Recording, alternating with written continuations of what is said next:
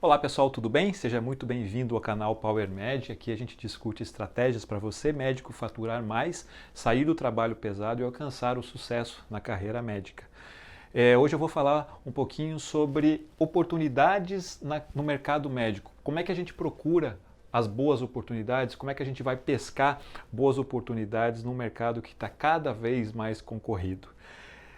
Bom, quando a gente começa a falar sobre o assunto, já dá um frio na espinha, né? Quando a gente mostra esse gráfico aqui, de 2001 a 2024, o crescimento nas vagas e no crescimento nos registros de médico é cada vez maior, né? Então, hoje a gente está em 21.940 médicos formados por ano no país. Isso em 2024, a tendência é chegar em 31.900 médicos. Então, é muita gente. O mercado realmente nunca esteve com tantos médicos. Hoje nós somos em 500 mil médicos no país. Só que, evidentemente, existem boas oportunidades, existem oportunidades não tão boas assim. E aqui a gente vai esmiuçar alguns dados para tentar ajudar você nessa escolha de buscar alguma oportunidade que seja boa para o seu caso. Então, quando a gente vai analisar alguns dados, já começa a chamar a atenção algumas coisas. Esse aqui, no mapa do Brasil, a gente vê quanto mais escuro, maior é a densidade de médicos, quanto mais claro, menor é a densidade. Então, a gente vê que em muitos estados brasileiros a densidade de médicos é muito alta. Em contrapartida, outros estados a densidade é mais baixa, ou seja, existem menos médicos para habitantes naquele estado. Então, esses dados começam a mostrar algumas coisas para a gente. Quando a gente vai comparar essa densidade de médicos sobre população, quando a gente vai comparar região por região do país, alguns dados nos saltam aos olhos, né? Então a gente vê aqui que a densidade é maior na região sudeste, 3,15. Depois da região sudeste a gente tem aqui o centro-oeste, depois a região sul, a região nordeste e por último a região norte. A região norte é quase 3 vezes menos densa de médicos quando comparada à região sudeste. Então, em ordem aqui, novamente, a gente tem região primeiro sudeste, depois região centro-oeste, região sul, depois região nordeste e região norte do país. Então isso é bastante importante e quando a gente vai esmiuçar e a gente vai entrar um pouquinho mais nesses números, a gente percebe algumas coisas também. Aqui a gente não vai ver só a região, mas aqui também a gente vai contar capital e interior. Aqui em verde escuro você tem os médicos na capital e aqui em verde claro os médicos no interior. Então a gente pode ver aqui que regiões como norte, nordeste e centro-oeste, os médicos eles estão mais concentrados nas capitais. Tem menos médicos no interior. Na região sudeste a proporção já não é tão alta assim e na região sul também não. Quando a gente vai ver a estratificação por número de habitantes das cidades, então não só capital e interior, mas também número de habitantes, a gente percebe que em cidades com mais de 500 mil habitantes, a densidade de médicos é 4,89. E esse número vai decrescendo à medida que o tamanho da cidade diminui. Então, de 100 a 500 mil, baixa de 4,89 para 2,27. De 50 a 100 mil habitantes, 1,36, de 20 a 50 mil, 0,79, depois 0,47, 0,38 e 0,37 a densidade de médicos por habitantes. Ou seja, até aqui a gente pode ver algumas coisas, né? Os médicos eles estão mais concentrados na região sudeste, os médicos estão mais concentrados nas capitais do que no interior, e no interior, os médicos estão mais concentrados em cidades maiores do que menores. Então, por aí, a gente pode começar a perceber que existem boas oportunidades se você sair do lugar comum. Muitas vezes a pessoa quer ficar na capital, ela quer ficar, mas ali ela vai estar disputando o mercado com muito mais pessoas, né? Eu, por exemplo, quando quando eu optei por sair de São Paulo, eu tinha algumas propostas para ficar, para trabalhar em São Paulo, já falar um pouquinho sobre isso depois, mas a minha ideia era sair e voltar a Santa Catarina. Mas eu não tinha uma cidade que eu gostaria de me fixar, então não precisaria ser a cidade A, B ou B, poderia ser uma boa cidade no estado de Santa Catarina, essa era a minha vontade. Então o que eu fiz? Quando eu saí, quando eu estava de férias, no meu último ano de residência, eu peguei meu carro e fui visitar várias cidades que eu pensava que pudessem ser boas opções. E, felizmente, eu encontrei uma boa opção de cidade, comecei a fazer contato com os médicos daquela cidade, da minha especialidade, e deu certo, né? Eu acabei entrando na cidade de Itajaí, onde eu estou até hoje. E essas histórias se multiplicam, quando você vai conversando com as pessoas, as histórias se multiplicam. Eu sempre comento de um grande amigo meu, ginecologista, que quando ele acabou a residência dele, ele era casado, mas os pais não moravam na cidade dele, ele não tinha também uma necessidade de voltar para alguma cidade em especial. Então ele pegou o carro dele e também saiu pelo interior do Brasil, aí ele fez vários estados do Brasil, procurando boas oportunidades de emprego, ele encontrou 3 excelentes oportunidades, acabou ficando na capital de Tocantins e lá ele é médico até hoje. Então, assim, isso é para mostrar que se você não tem aquela necessidade de um determinado local, você pode fazer uma pesquisa que não precisa ser uma grande mudança nos teus planos, mas às vezes pequenos desvios que você faz, você vai ter muito mais sucesso do que outros colegas.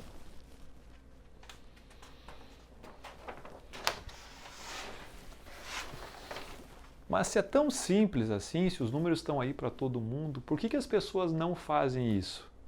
Né? Um dado muito interessante, 1/3 dos residentes acaba ficando na cidade onde fez a residência.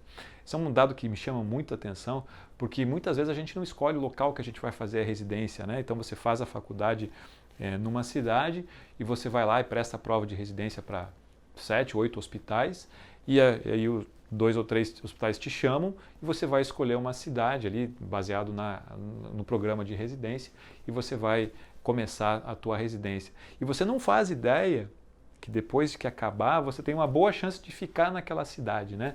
Então 1/3 acaba ficando no lugar de residência porque a pessoa começa a se tornar conhecida, os preceptores do programa de residência começam a te olhar com os outros olhos e pensam, opa, essa é uma pessoa séria, uma pessoa comprometida, eu quero ter essa pessoa na minha equipe.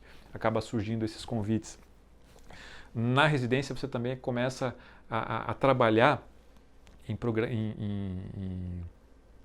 atividades fora da residência, né?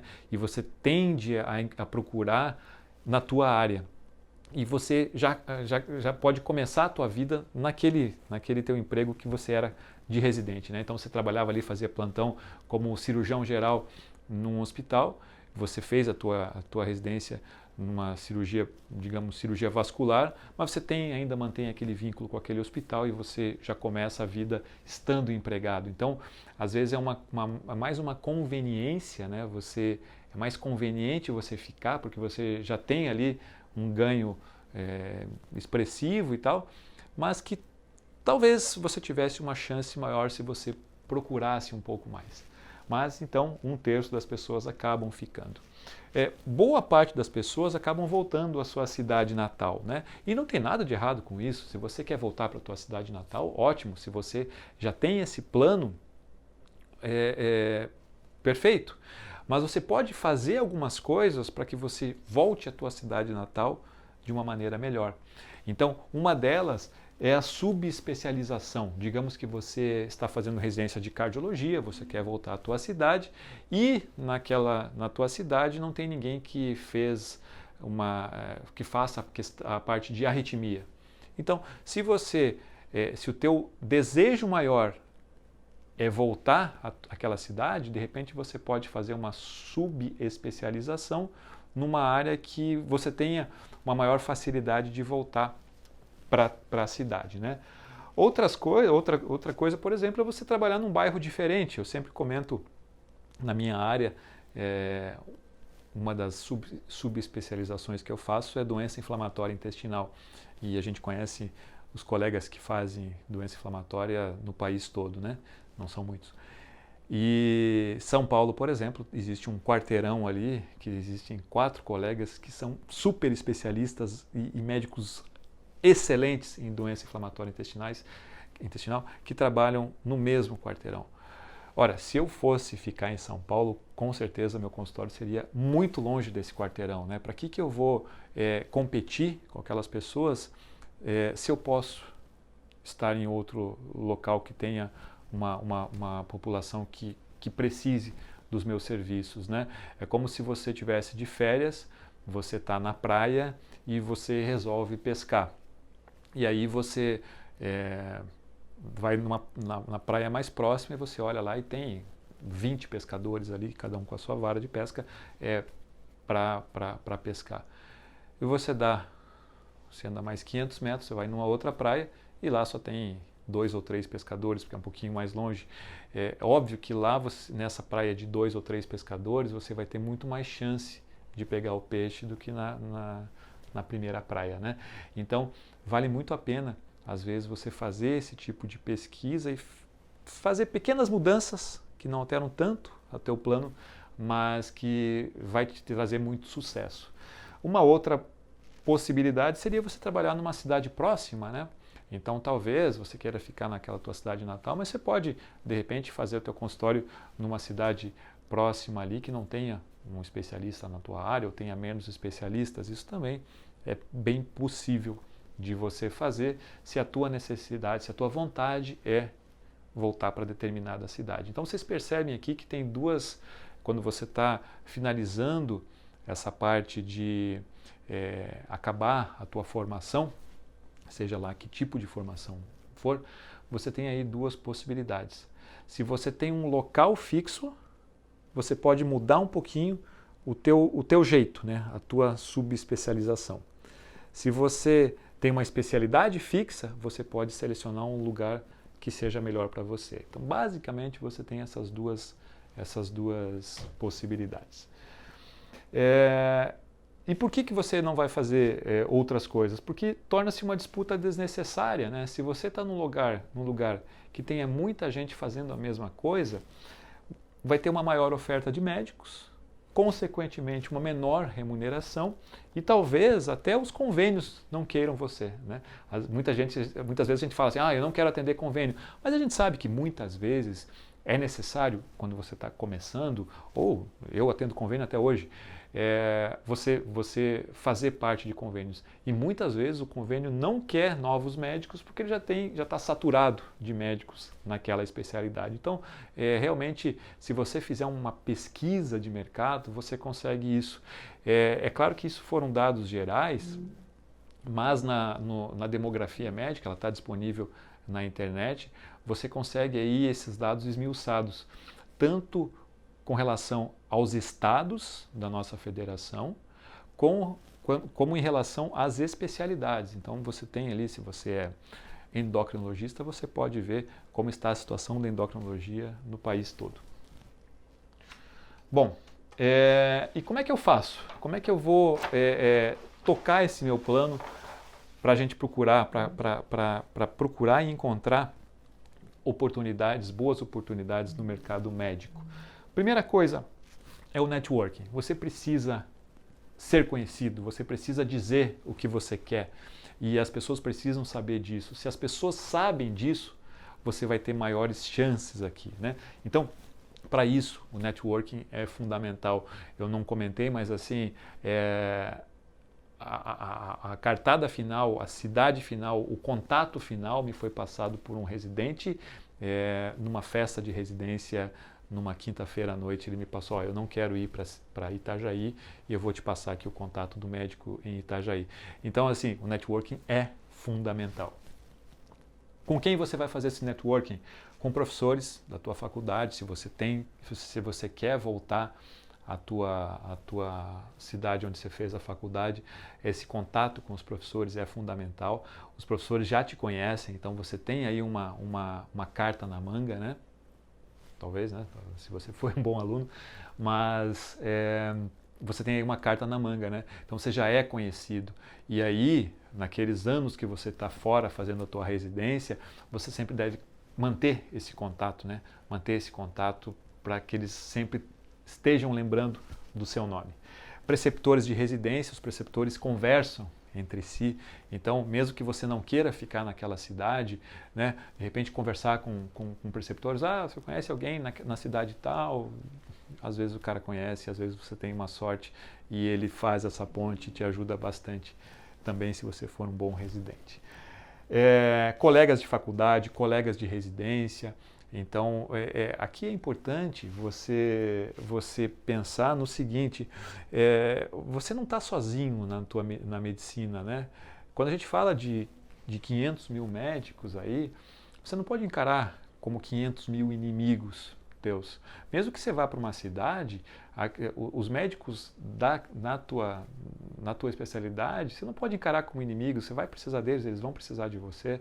Então, você fazer uma política de boa vizinhança sempre é bastante importante. E por último, aqui no networking, a participação em congressos, né? Então, se você ali está fazendo a tua especialização em ortopedia, você vai participar de congressos em ortopedia, você vai conversar com pessoas de todo o Brasil e muitas vezes vai aparecer vagas, né? Vão aparecer vagas, na minha cidade tinha alguém que fazia joelho, mas ele foi embora. Agora estamos precisando lá no meu hospital. E de repente numa conversinha ali que você, despretensiosa, você encontra aí um rumo, digamos assim, diferente para a tua carreira, né?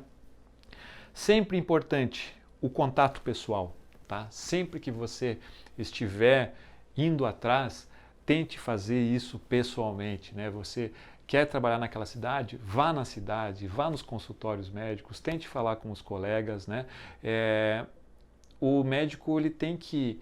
É importante esse olho no olho, o médico ver com quem ele está falando. Às vezes uma troca de mensagem no WhatsApp, a pessoa não tem ideia, assim, como essa pessoa como é que ela se porta, se é um maluco ou não, se é uma pessoa esclarecida ou não.